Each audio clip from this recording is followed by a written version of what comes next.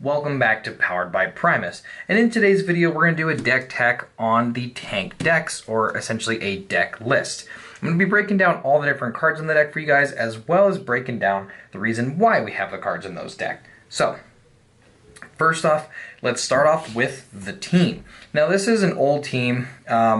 Tanks were kind of out when, the beginning of Wave 1 started. There were some cool talks about it, but then it kind of went off to the side. So we thought we would revisit it, we thought we would change it, and we thought we would see how well it does, and it turns out that it does pretty well. So let's get into the build. Now, we're running Demolisher. He's a 6-star tank, which is the only reason why he's in here. If we ended up kind of leaving the tank build, we would consider running Wheeljack. He's got a lot of bold, and secretly he's actually pretty good with a bunch of blues. But right now we're running this build. We're going to give the other build a try later on and see, what's better or not. But we're running Demolisher. When Demolisher flips into this mode, you get to draw one card for each other tank. Even if you have one character down, you'll still be drawing one, but early game you'll be drawing two from him. I would also say he doesn't spend much time flipping. While he's in this mode, he flips attack cards equal to the number of armor he has. The deck is built more on Pierce, so he's really not swinging for a bunch of orange battle icons. It's a lot of blue. This is an all blue deck except for two different cards.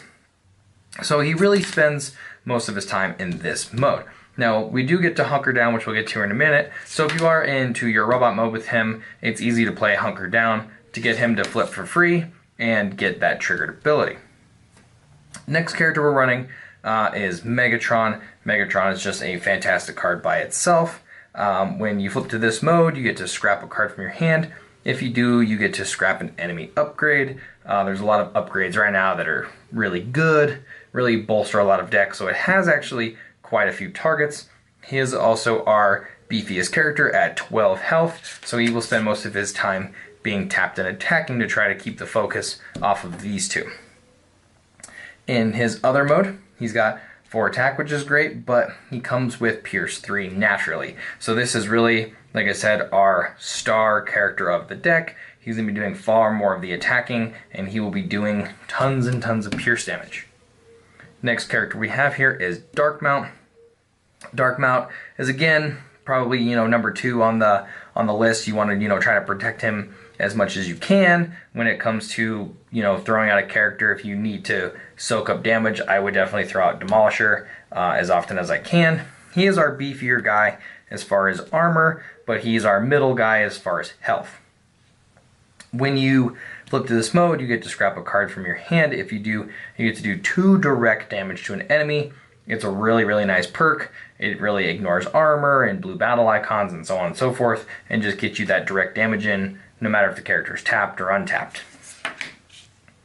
In this mode, when he is attacked by ranged characters, he gets 2 additional armor. So again, something like Optimus Prime Battlefield Legend in his robot mode and stuff, he would get 2 additional armor. So if you know your opponent's gonna swing with that Battlefield Prime, he's a great character to have tapped out, to hope, if you can only leave him tapped, then he'll be forced to attack him, obviously, but it's just a great character to defend against. There's many characters right now that are ranged, so this will actually trigger far more often than you think if you're actually in this mode. Benefit to it is also he will have 5 attack, so once we really get our Pierce going, that extra 1 damage will do quite a bit. That being said, now let's go ahead and get into the actions. Get them out of here.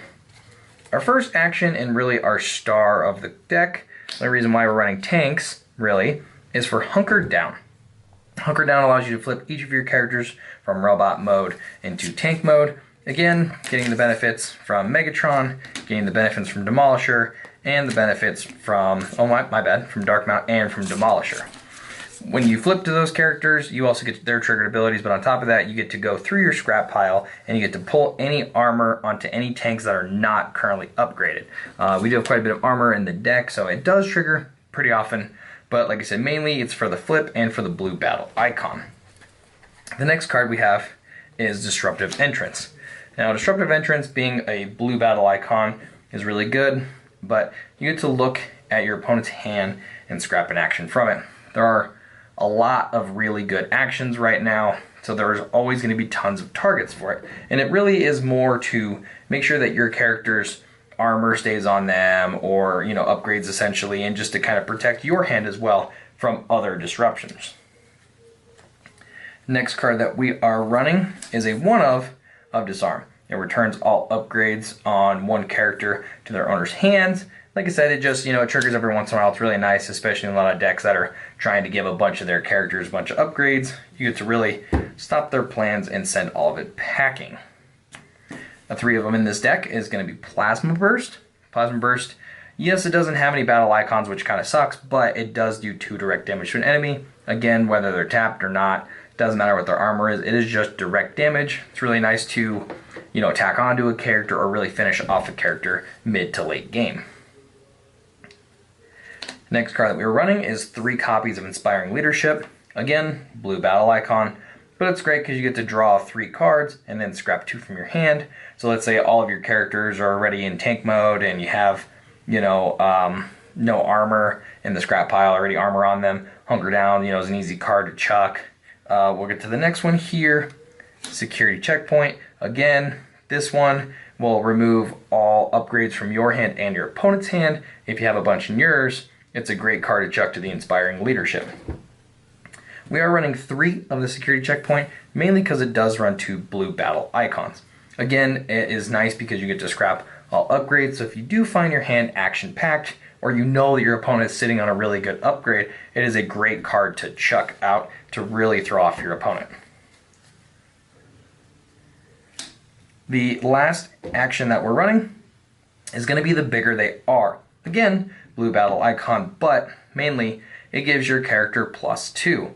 And then if your character is attacking another character that has more stars than it, found in the bottom left here, it will give it Pierce 4.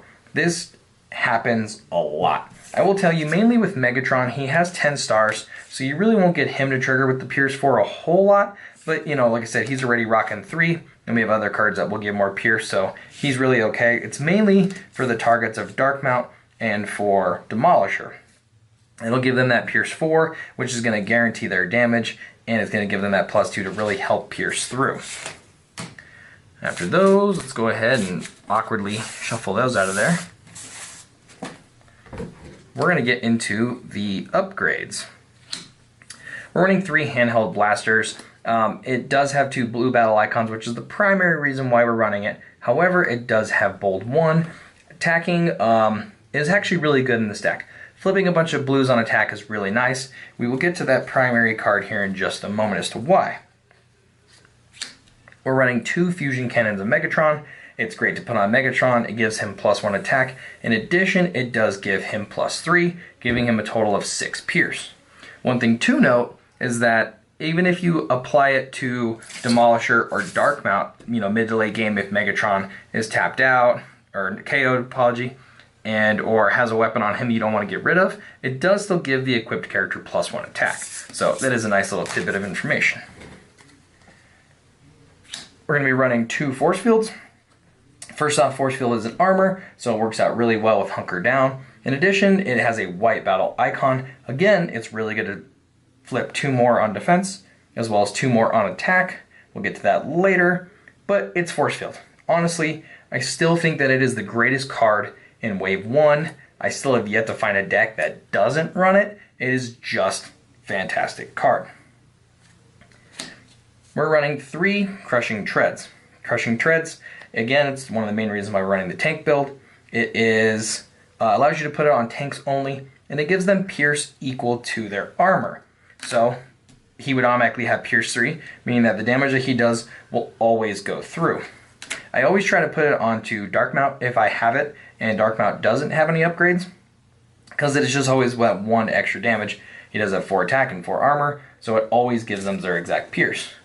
It does the same thing for Megatron. If you put it on this mode, he essentially will have Pierce 6, which is really nice, but he only has 4 attacks, so unless you're giving him more buffs and attack, like if you have his fusion cannon on, it's nice, but your other 2 targets are going to be your main ones to go for. Running 1 Debilitating Crystal, white battle icon, again, has really good for attack and defense. And then when the upgraded character attacks, you get to return an upgrade from one of your opponent's characters back to their hand. So essentially you're preventing your opponent from ever getting more board progression, which is always a benefit. Making them play the same card over and over prevents them from playing additionals, so you're only having to deal with the one threat.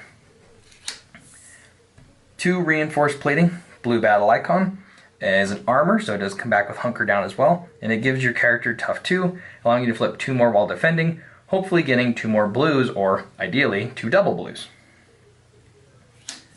2 piercing blasters, again, white battle icon, great for flipping on attack or defense, and it does give pierce 3, so just in case you haven't gotten to some of your other cards, this will help. And on top of that, you can even continue to stack it, giving it to Megatron, giving him, pierce 6. You can get him pierce 9 if you want to go, crazy with him. No, that's a lie. 2 weapons you can't, but you can give him pierce 6.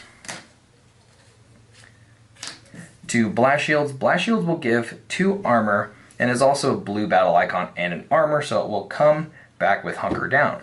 The benefit behind this goes along with the crushing treads. If I were to say put that onto my Megatron, he would have 4 armor, which would then automatically give him pierce 4 off of that. With the regular 3, he'd have pierce 7. But it would also work in this mode.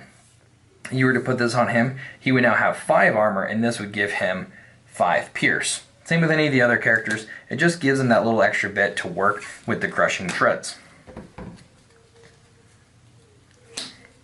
3 Energon Axe, because it does give 3 attack. It does have a blue battle icon, as well as it giving pierce 2.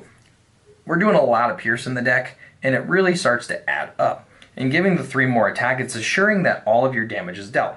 This is definitely a attrition deck, so you're going to spend most of your time taking 0 to little damage when your opponent's attacking, and dealing out little bits of damage as well. The 3, the 4, the 5, it really adds up quick, and especially if you're going up against little characters such as Insecticons with the bug list, it actually works very well.